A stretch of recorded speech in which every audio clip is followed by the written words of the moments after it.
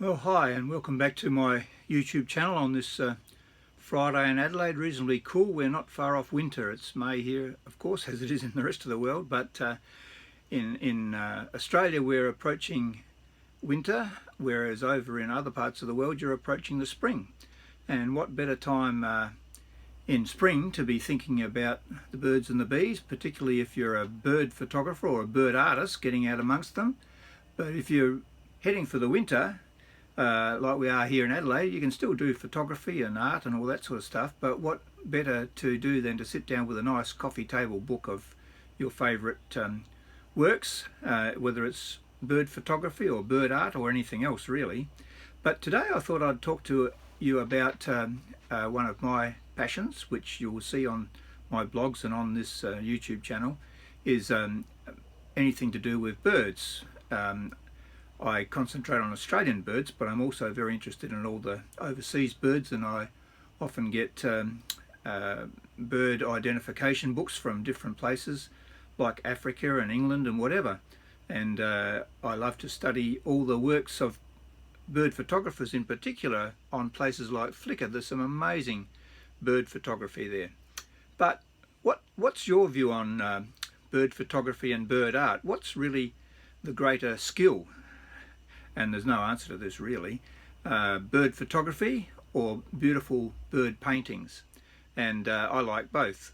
And but I've never been a bird painter or illustrator, but I've often had thoughts about having a go at it, using my photos as a guide to work on, to actually copy them. So I thought I'd talk today particularly about bird artists. Maybe I'll do another one of these on bird photographers. I will put links below to some articles I've written about this subject on my blog, and also I'll put some links to my Flickr account, the bird photos that I've taken on there. But also if you were to go through my favourites there, you'll find lots of other amazing bird photographers around the world as well whose work is on Flickr. So that was a bit of a long preamble. However, let's get started. I'm just making this up as I go along like I usually do. So one of the things I like to do is collect books, and I've got a huge amount of books on bird photography and bird art. A lot more on bird art probably than bird photography, and I've collected them from different parts of the world, not just Australian stuff. So I'm going to go through a pile of stuff I've got here. You might see well, I'll come back to, there's a painting in the background there. It's a print, it's a limited edition print. I'll come back and show you that afterwards and tell you a little story about that, how I got that and about it. But and I've got another print down here I'll show you afterwards as well.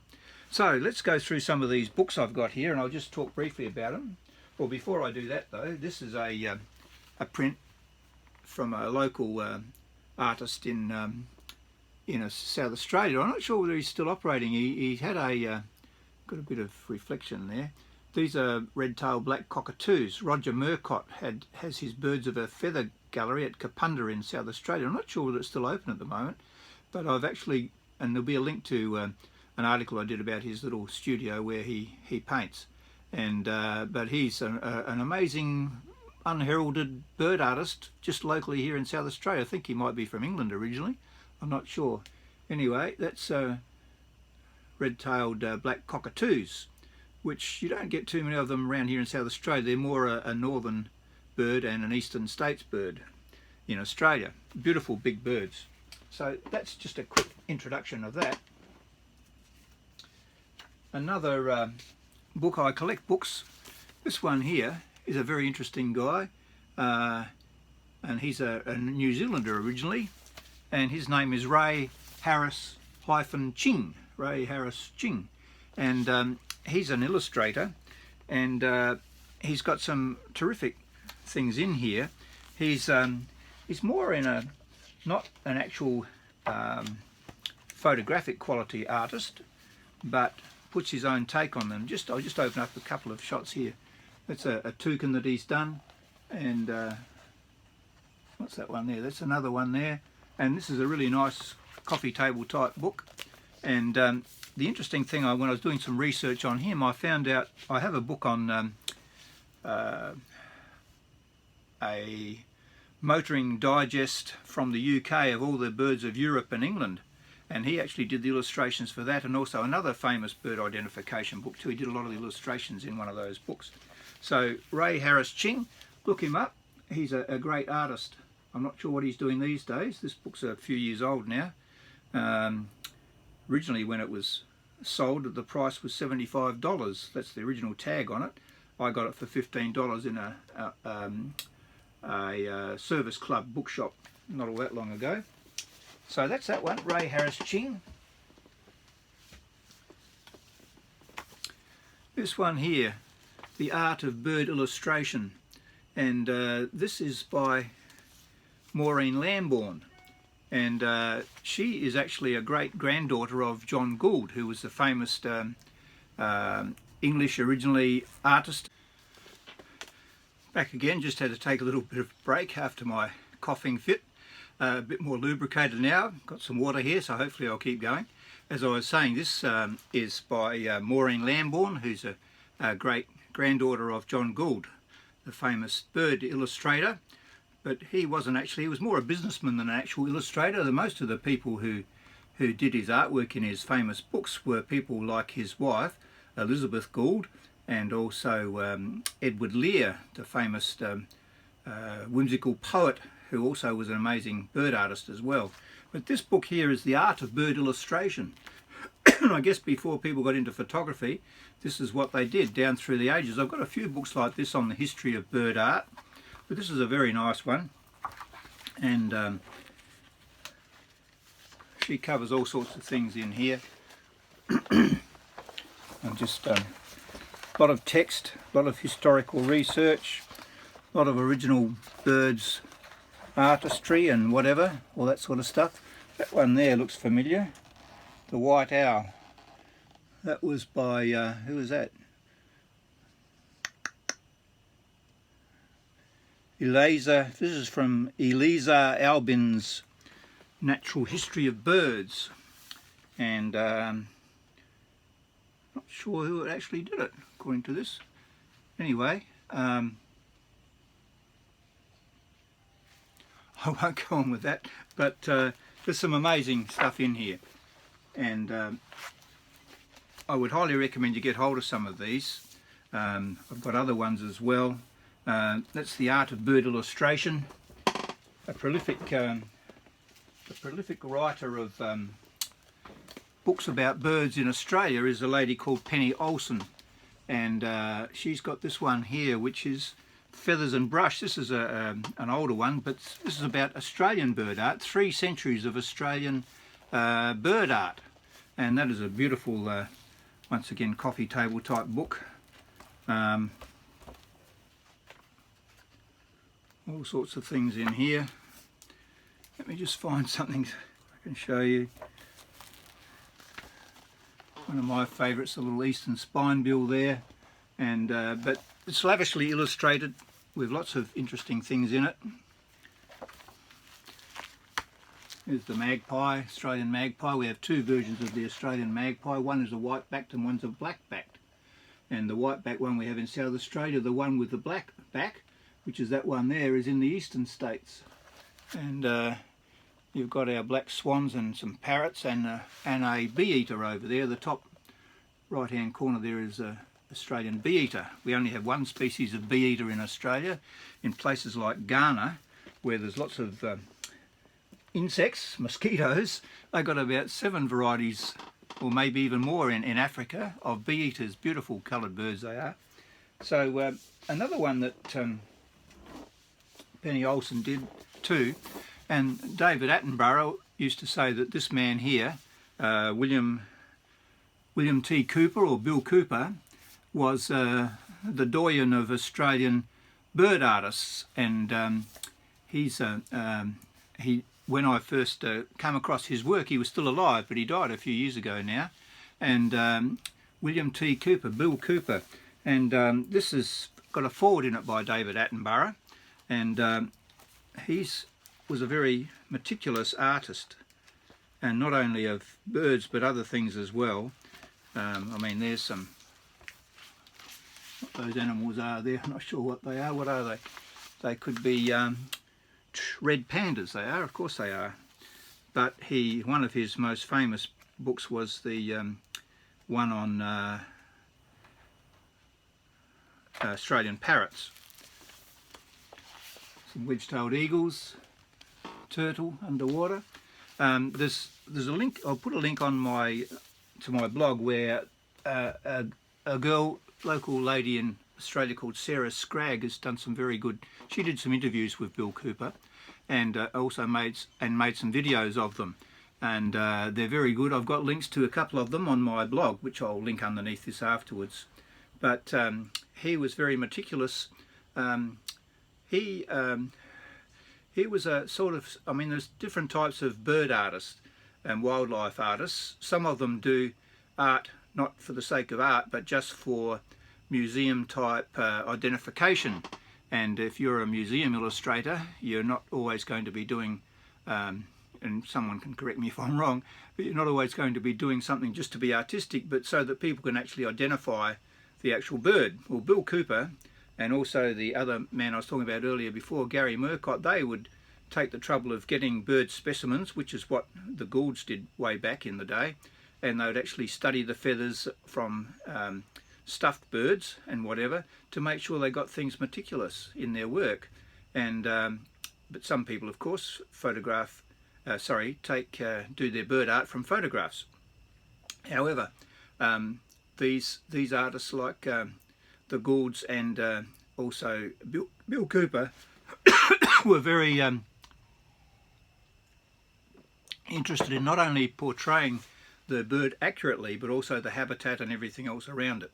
So Bill Cooper's one, have a look at those videos, they're really interesting. He actually produced a video and maybe a book, I think, on how to paint birds, which if you are really wanting to get into it, it'd be worthwhile doing, I think. So what else have we got here? There are lots of prolific people in Australia. Peter Slater and his son Rao Slater and his wife, I can't remember what his first name was, maybe Sally Slater. They were a husband and wife and then son team who did lots of, and Peter is one of those guys who also not only did good bird illustrations but also was a brilliant photographer, as is his son Rao.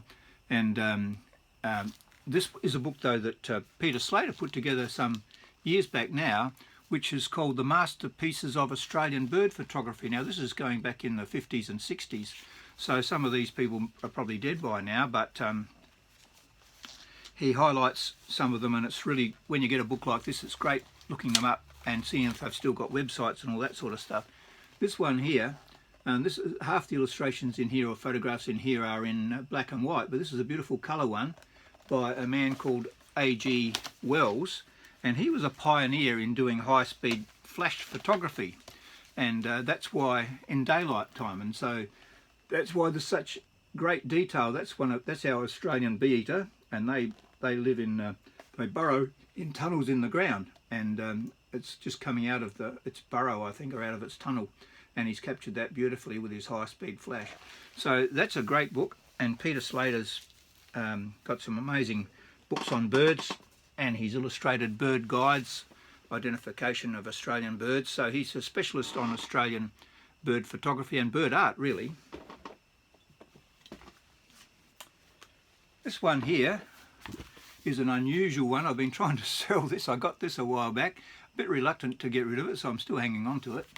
This is called The Flight of the Black Cockatoo by Peterzadstra, I think his name is. And it's not really a lot about bird art, but wildlife art and other things in particular. And I'll just show you some of the things. I'm not sure where he's based these days, but he had a more modern art type approach to his art and his birds and animals and things. So just lift that one up there. So he's got these broad brush strokes, and it did colour and black and white.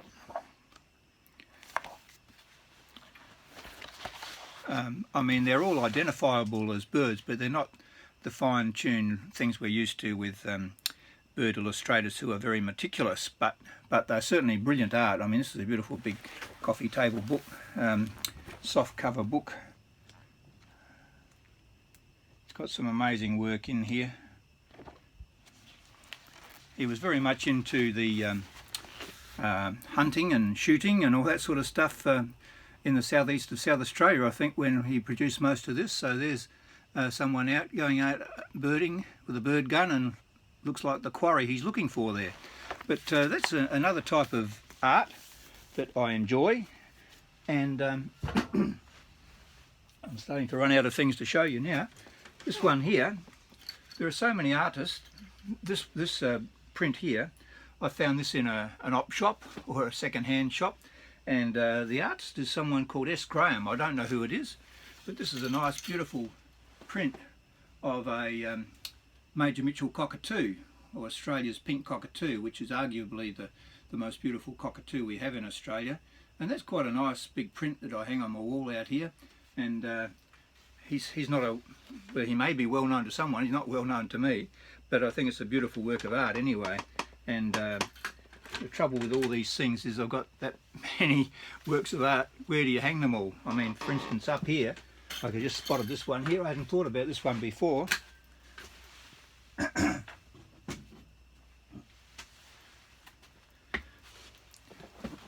But this one here is a beautiful illustration of the Australian budgerigar, and this is by Grace Frith. And the Frith name is well known in Australian bird writing and illustration, I think.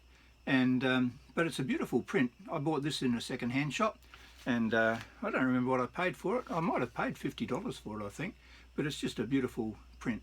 And once again, I don't know too much about that artist either. There are so many talented people out there. So I'll show you this one behind me in a minute, and just a little bit of a story about that before I finish off. But I guess, like, you know, a lot of the things I do on here is on photography and reviewing cameras. But if you're a tech head, to use that term, well, that's all well and good. But I think I'm not only just love all those cameras and gadgets and things, but it's also about appreciating the world around us and the art around us and the things that people create. So I'd like to do a bit more of this on this channel. I've done a lot of it on my blog, which I'll put a link through, as I said before.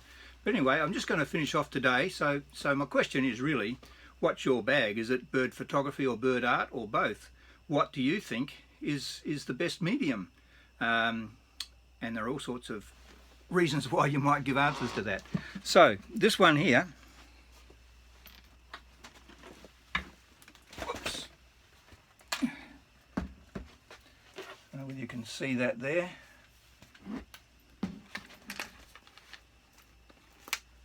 Trying to get the light reflected away from that.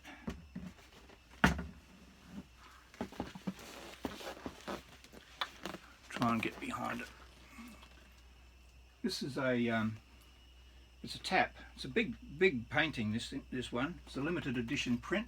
I've got the certification on the back of it. This wasn't cheap, but you've got some blue wrens sitting on a tap in a rural scene, and it's quite a big print. And to me, this is a great illustration of the art of seeing. We all see things differently. When how I got this was, we were at a private gallery where this man sells lots of limited edition prints of Australian artists. Among them are the bird ones, and I was there with my mum. We were buying a nice big one, which was some poppies, watercolour poppies, which we've got several by this particular artist in our place. But anyway, we were out there looking at these particular prints to buy one, and we saw this on the wall. This is by Greg Postle. He's a well-known Australian bird artist. And anyway, I saw that and I said, oh, I really like that. And of course my mum was with me, and she said, I'll buy it for you. I'll buy it for you. I said, Mum, I don't need to buy that. And she said, well, I'll buy it and I'll leave it to you when I die, which is what happened. That's why I've still got it. Anyway, it is a beautiful painting, but when she hung this up on the wall in her house, she proudly showed it to one of her friends, and her friend looked at it and was very puzzled, and she said to Mum, "Why on earth would you buy a picture of a tap?" She didn't even see the birds. And so the whole thing about art and photography and painting is everything is, it's the art of seeing, isn't it? That's just what I wanted to say about that. It's all very well to understand all the technology, but you've got to know how to use it and what to use it on. So you've got to visualize what your finished product's going to be, and often with birds you only get a fleeting glimpse. You've got to be ready to get that shot.